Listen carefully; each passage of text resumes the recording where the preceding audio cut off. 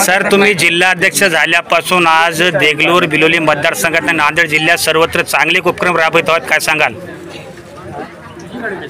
आदरणीय महाराष्ट्र प्रदेश काँग्रेस कमिटीचे अध्यक्ष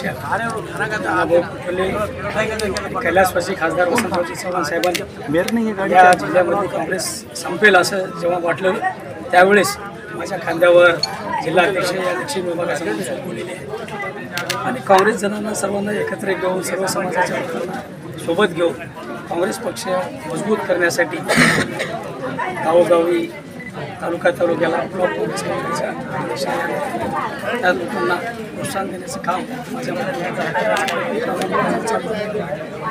सर, आज बीजेपी का अड़ावा बैठक देगलूर में चालू है, उसमें देगलूर के कुछ दिवंगत नेताओं की अनुपस्थिति देखने को मिलेगी, ऐसा चर्चा में चल रहा है, उस पर आप क्या बोलेंगे?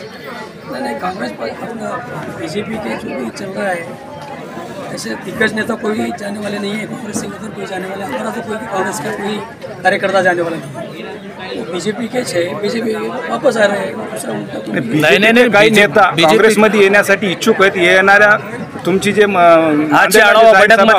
त्या ठिकाणी मोठ्या आढावा बैठकीमध्ये काही दिग्गज नेता वारशातून येणार पुन्हा काँग्रेसमध्ये असे चर्चा चालू आहे। सर, चर्चा काही जरी चालू असेल तर आम्हाला तपासून घ्यावं लागेल, आमच्या कार्यकर्त्याला विचारावं लागेल, जे कामाचे लोक असतील त्यांना घ्यावावी लागेल, पण कार्यकर्त्याला विश्वासात घेतल्याशिवाय आम्ही कुठलेही मुखेड विधानसभेचे उमेदवार जे माजी उमेदवार आहेत ते सुद्धा येण्याची इच्छा जाहीर करण्यात अशी शक्यता वाटत आहे। त्यांनाच प्रश्न विचारायचे। सर, आपल्याकडे काय बातमी आली का? आपण असं म्हणाला होता की अशोकराव चव्हाण आणि भास्करराव पाटील बीजेपीत गेल्यामुळे आम्हाला संधी मिळाली, आम्ही चांगलं नेतृत्व करू शकलो, परंतु मुळामध्ये आता परत भास्करराव पाटील काँग्रेसमध्ये आले आणि ते नेतृत्व करायची काही चांगली संधी मिळणार नाही का?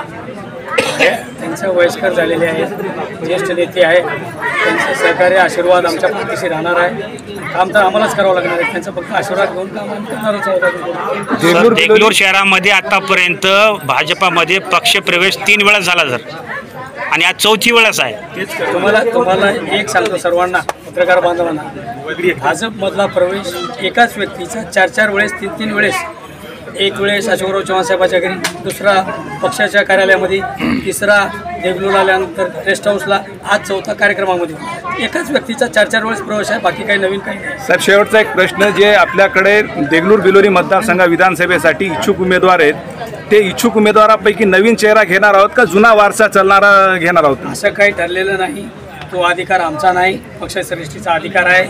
पक्षश्रेष्ठी सर्वे इथं लावलेले आहेत, सर्वे होत आहेत पक्षाकडून, ज्यांना निवडून येण्याची खात्री पक्षांना वाटते अशा जुना असो का नवा असो, असं काही नवा जुना काही वाद घालायचा नाही आम्हाला। कोणताही एक उमेदवार आमचा इथला निवडून येईल सक्षमपणानं, अशा उमेदवाराला उमेदवारी देण्याचं काम पक्षश्रेष्ठीच्या माध्यमातून, तो अधिकार आमच्या जिल्हा काँग्रेस कमिटीचा नाही, तो महाराष्ट्र प्रदेश काँग्रेस आणि हायकमांडचा आहे, त्यामुळे ते निश्चितपणाने चांगला उमेदवार तुम्हाला देतील।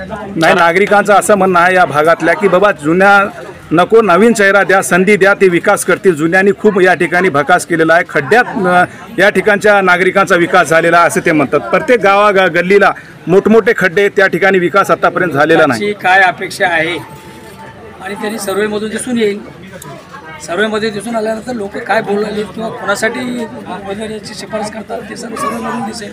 आज आता आपण इथं बसून कोणत्या उमेदवाराबद्दल लोकांमध्ये काय मत आहे काय ते मी इथं बसून सांगू शकत नाही, सर्वेमध्ये सर्व येईल आणि सक्षमपणाचा, चांगला प्रामाणिकपणानं गरिबाची सेवा करणारा काँग्रेस पक्षाचा उमेदवार